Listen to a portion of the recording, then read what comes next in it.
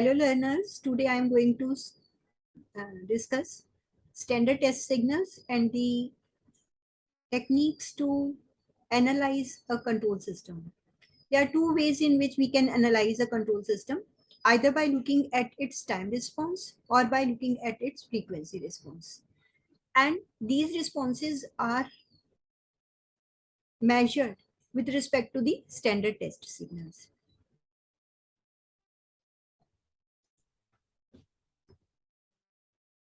So first standard test signal is the unit step signal.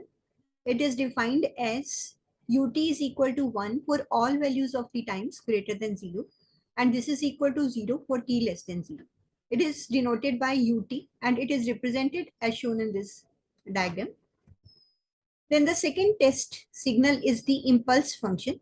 It is denoted by delta t and it is defined as delta t is equal to 1 for t equal to 0, and this is equal to 0 for all other values of the time. So delta t is equal to derivative of unit step signal, and it is represented like this. At t equal to 0, it's having a magnitude equal to 1. And for all other values of time, unit impulse function has a value equal to 0. Then the third test signal is the ramp signal. It is denoted by RT, and this is RT is equal to T for all T greater than equal to 0. And for T less than 0, its value equal to 0. So it's just represented like this. T is basically, this is equal to KT. In case we are taking K is equal to the slope, then it will become RT equal to KT. And if slope is taken as equal to 1, then RT will become equal to T. So this is, in case it's a unit ramp signal, obviously, then K will be equal to 1. And it is UT is basically the derivative of the RT. Area under unit ramp is always equal to unity. That we have shown by this mathematical equation. Integral of UT is equal to RT, or UT is equal to derivative of RT. So these test signals are also interrelated to each other.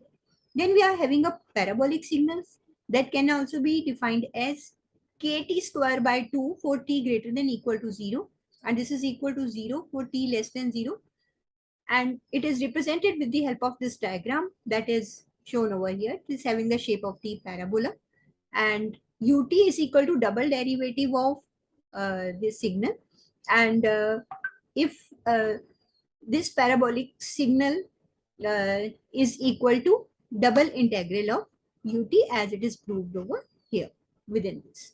So it is, if we just talk about the parabolic signal, this will be equal to kt square divided by 2. In case it's a unit parabolic signal, then the value of k will be equal to 1.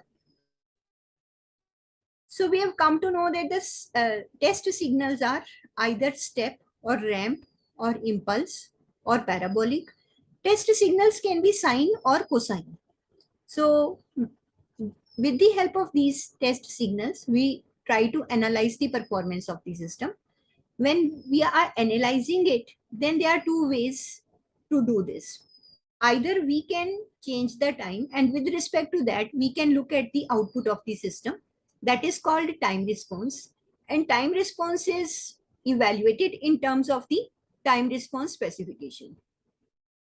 Time response is divided into two parts. First is the transient response. This is in the early part of the time, that is between 0 and t, where t is the time constant. Then we are having the steady state response, the response of the system or the output of the system when the system reaches steady state.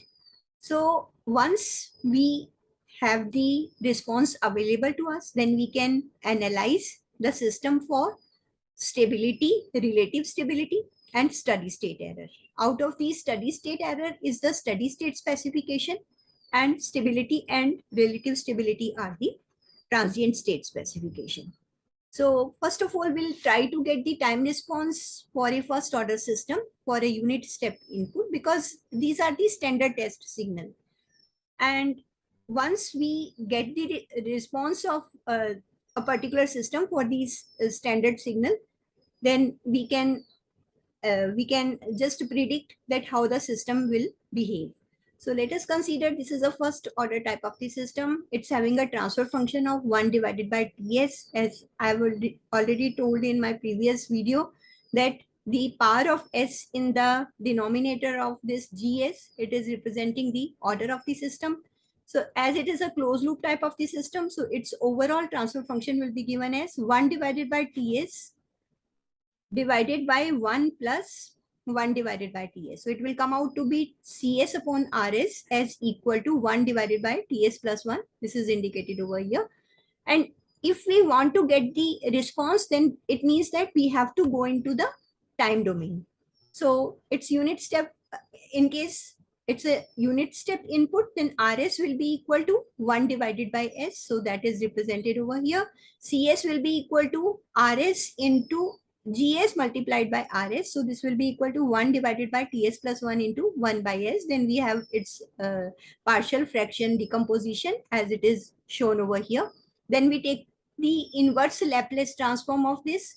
Cs will be transformed to Ct 1 by S to 1, and this expression will be changed to e to the power minus t divided by tau. So if we just want to take up the error, Ct is the basically response of the system, and Rs is what? Cs is the output, Rs is what? So as we have discussed in my earlier video, that Rs is the reference input. Reference input is the desired output. So it means that we require that the system should settle down at a value equal to 1, because it's a unit step. For all values of time t greater than 0, the value of Cs, the desired value of output in time domain, is equal to 1. So from there we can get the value of the error, that is the difference between the reference input, that is the desired output, and the actual output. So this will be equal to 1 minus 1 plus e to the power minus t by t. So it will come out to be equal to e to the power minus t by t. And if we look at the steady state error, then we'll just get the value of this expression as time t is tending to infinity. So E infinity will be equal to 0. So then we can have the slope, how the system is behaving, means how fast the system is. For that, we'll be just taking t, small t equal to capital T. Capital T is taken as the time constant of the system over here. So in case we substitute small t equal to capital T in this expression, we'll get C capital T is equal to 1 minus e to the power minus 1 is equal to 0.632. So that gives us one of the specification of the first order system, that is the time constant. Time constant is the time during which the system response reaches to 63.2% of its final value. Another time response specification that we can see over here, that is the steady state error. And in this case, the steady state error is coming out to be equal to 0. Then another time response specification is the rate at which the output is changing. This is given as dc by dt at t equal to 0. So this is the slope of the output with respect to the time. This is equal to 1 divided by t. So from here, we can say that first order system is having two time domain specification. First one is the steady state error. That is the difference between the actual output and the desired output as time t is tending to infinity. So this is the steady state period. Means when the system has settled down, all transient have settled and the system has reached steady state. That is the steady state period, which is shown over here after a time t equal to 4t, 4 capital T. And another specification, there are two transient domain specification. First one is the time constant capital T. This is defined as the time at which the response becomes 63.2% of its final value. So this is the time t. Then initial rate of rise, that also we have calculated, that is also giving you that how fast the system is working. So in these terms, we can specify that whether a first order system will how a first order system will be behaving.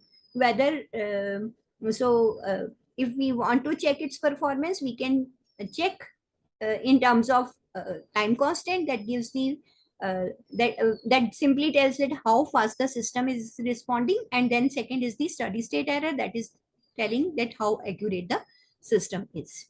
Then time response of a first order system for a unit ramp input. This is the second test input that we had taken into consideration, and for this if we calculate the response, then Rs will become equal to 1 divided by S square, and if we take up the first order system, again the transfer function will be 1 divided by Ts plus 1. So output will be equal to 1 divided by Ts plus 1 into 1 divided by S square. So then we have its partial fraction decomposition like this. Then we take up its inverse Laplace transform. It will become Ct is equal to this. Then if we calculate the error, this will be the difference between the reference input and the actual output. So it will come out to be equal to t into 1 minus e to the power minus t by t for all values of time greater than or equal to 0. And infinity, the value of the error when t is equal to infinity, it will become equal to capital T. So this we can observe over here in the unit step response of the system. You can very well see that as time is tending to infinity, there is a constant difference between the actual output and this is the desired output. This is because this is the reference input, this is a unit ramp, and this is the actual output of the system. And there is a constant difference between the two as the time t is tending to infinity. So that constant difference is the time constant of this first order system. So it is simply telling you the steady state error of the system. So steady state error and time constant, these are the main specifications of the first order system. Then we have to check the time response of the first order system for unit impulse input. In case the input is impulse, unit impulse, then Rs will be equal to 1. Cs will be equal to Gs multiplied by Rs. So Cs will be equal to Gs itself. So if we take up its Laplace transform, Ct will come out to be equal to 1 by t into e to the power minus t by t for all values of time greater than or equal to 0. So this is the unit impulse response of the system, which is shown over here. So Ct is equal to this, and from here we can get the value of the steady state error. It comes out to be equal to almost 0, and then capital T also we can get. So that is the time constant of the system. So from the response of the system to these test signals, we can analyze the performance of the system. Within this lecture, we have tried to give the time response specifications for a first order system. In my next lecture, I'll be discussing about the time response specifications for the second order system. Thank you all for your patience learning and patience listening.